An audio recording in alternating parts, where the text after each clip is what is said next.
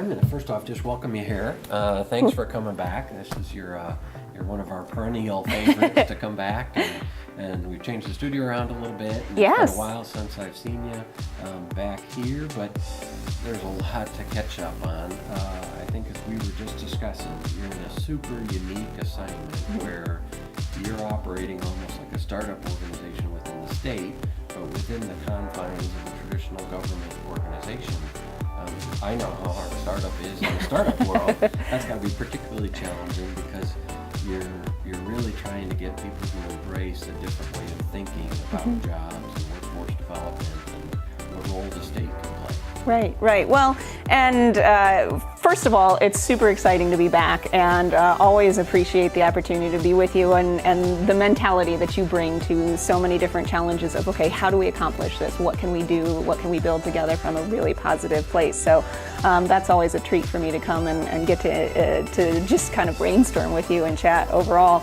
And so you're spot on that it truly has been, and it's just amazing that it's now been a little over a year of being in this position with Career Connections and Talent, that it is very much like a government startup. And so how do we add the best value for the taxpayers and for the mission space that we're accomplishing overall?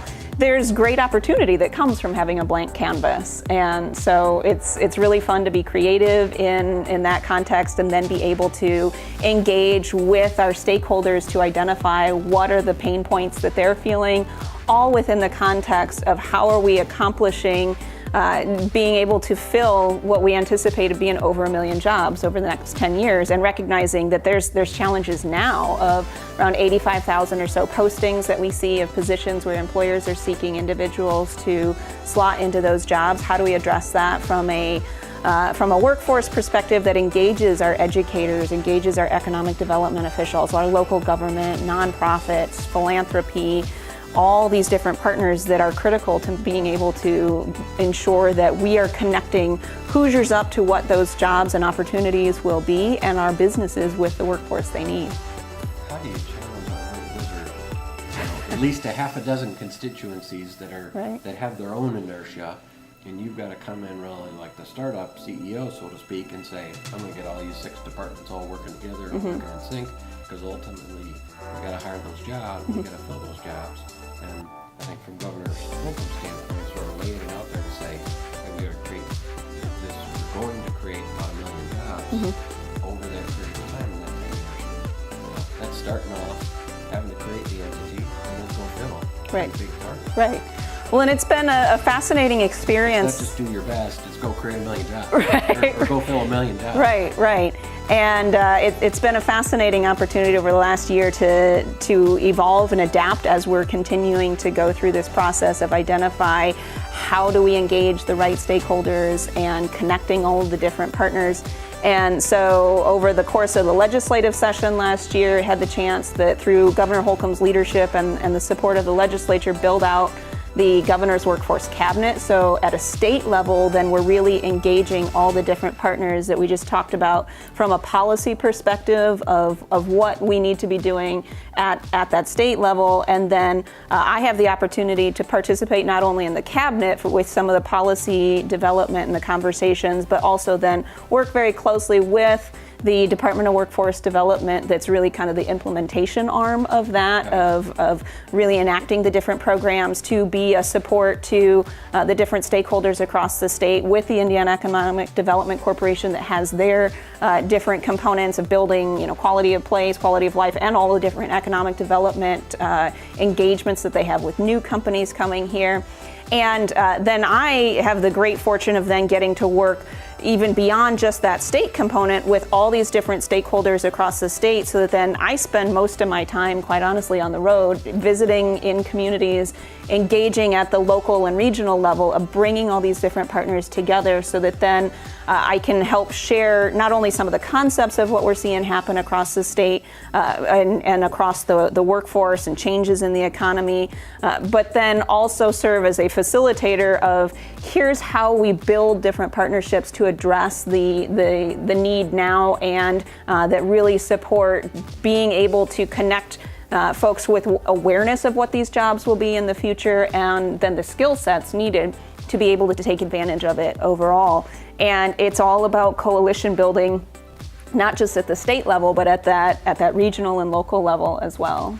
So you're going to involve people of all parties, of all localities, big communities, small workforce, tech jobs to large industrial manufacturing jobs, and have all those people come in alignment. Absolutely, and at the end of the day, I think the key connections that we're trying to make that are then facilitated by different entities are connecting business and industry with our education partners, and that can exist in a whole host of different ways. That it needs to take place even at the elementary level up to higher ed, and then having age-appropriate experiences for what the students that are coming into the workforce will need to know, as well as adults who are in the workforce, and especially some of those who may be working 2 and 3 different types of jobs, who may be underemployed and would love to be able to step into a higher paying position, but they may not have the skills to be able to take advantage of it. So how do we connect them with an education partner that is able to still work with an employer that can provide some wages along the way? And so those are kind of the key relationships that we want to help grow. And there's all these different entities of local government, nonprofits, philanthropy, who can help facilitate those kinds of partnerships, and then the ancillary connection points that need to exist along the way, if it's transportation or childcare assistance that somebody may need to be able to participate along the way. We've seen it a lot locally with the Porter County Career Center and the A.K. Smith Center in Michigan City and others throughout the region, where you have those companies working to say, hey, we need folks in these particular lines of fields, and the IRSHLs or the task force tips or whatever step forward and say, hey, we'll fund some of the equipment, or we'll fund some of the education, maybe we're going to work with a local university, and we're going to get these people trained because we need them. Absolutely. Well, and the two you mentioned right there are 2 great examples that both IRSHL and Task Force TIPS work with the Porter County Career Center, that they're engaging with high schoolers to then be able to have access to some wages that they're earning through those businesses while they're gaining the skills at the Porter County Career Center. And then they're also getting college credit while they're a part of this. And so they're working towards a post-secondary credential that they may need, whether they want to stop at an industry certificate or have stackable credentials that go towards a 2-year or 4-year degree. It's kind of up to them. And it was awesome getting to chat with some of the students that are a part of that program. That one of the students said that, hey, this is fantastic because I'm getting paid to be able to go to school and learn a skill set that I can use towards a career, not just a job. And I'm making better money than I would if I was mowing lawns or doing some of the traditional high school jobs that we anticipate. He's still gaining those first job type of employability skills, but it's that much more valuable for him because he's connected up with an industry and then getting insight into a job that he wouldn't have otherwise known existed. Yeah, we tend to, as Cole, our videographer here, could tell you, Cole's a Porter County Career Center graduate of the Video Production and Media Studies program, and we've probably hired 10 or 12 of them through the years, either as their students or as they come back, if it went to college and come back, just because they got hands-on experience, they learned their trade, they knew what they were doing. The career-oriented education tends to teach them a lot of work skills like show up on time, pay attention, learn, think on the fly, problem solve. And so I see it as an awesome model that other businesses of all kinds. When you talk to businesses, what if you think of those big constituencies like education and the business and industry and the workforce itself, when you talk to business and industry, what are they telling you they need? Well, there's oftentimes conversation about needing people that have employability skills that you talk about of, punctuality, ability to work in a team, showing up on time, showing up ready to work. And so having students that are coming into the workforce have an opportunity to gain some of those types of skills in a way that they're applying what those mean in the workforce is hugely valuable. Just learn how to work, learn how to communicate. Absolutely. Work harder, learn learn how to improvise, learn Right. how to think. Right, and that's where the State Board of Education and the General Assembly this past year adopted graduation pathways, so that then all students coming out of high school as a part of that graduation process are going to develop those employability skills as a part of it. They'll select whether they want to do a work-based learning project or a project-based learning or service-based learning, so that they're getting that kind of real-world experience with a partnership from, maybe it is a business to do that work-based learning, maybe it's a nonprofit to do a service-based learning, so that then they're able to apply, this is why it's important to be able to show up on time, or to work with different types of personalities and know some of these key fundamental skills that I hear from employers are sometimes lacking in the individuals who are showing up to apply to different positions, that they struggle to then be able to employ them. And we all need those core skills, whatever it is, whether you're in manufacturing or web design, whatever it is you're doing, you all need those core sort of life skills. Absolutely, and the more that then we have the businesses, the nonprofits, all these different entities partner with our schools, particularly as we're building out these graduation pathway programs, the better. And we recognize that takes some investment from all these different entities that are bringing people on into a training type of scenario. And the Next Level Jobs program is a great resource for employers to be able to utilize, that as you're bringing somebody into a training environment, then there's access to up to $5,000 per individual new hire that would be coming aboard, and then that gets capped at $50,000 per employer, where the state will reimburse training dollars that are being allocated towards a new hire that is coming aboard and gaining those different types of skills. And we've seen the state's going to put some skin in the game to make sure that you can help develop those people. Right, and to be a good partner, that there is, so that we can create more of these types of learning environments for the students, and to the extent then that we can get adults partnered into or connected into these different types of programs, because they may or may not have the ability to step away from earning some wages in order to gain those skills. And so this is a way for a company to be able to deploy training programs that then allow the individuals to continue earning a wage while learning about a different type of skill set. So that they're not feeling, I'm stuck. Right. I can't go to do something else because I'm so busy doing this. Exactly. What are the people that you're talking to as you bring out these concepts, not necessarily the businesses or the political leaders, but what's the workforce telling you?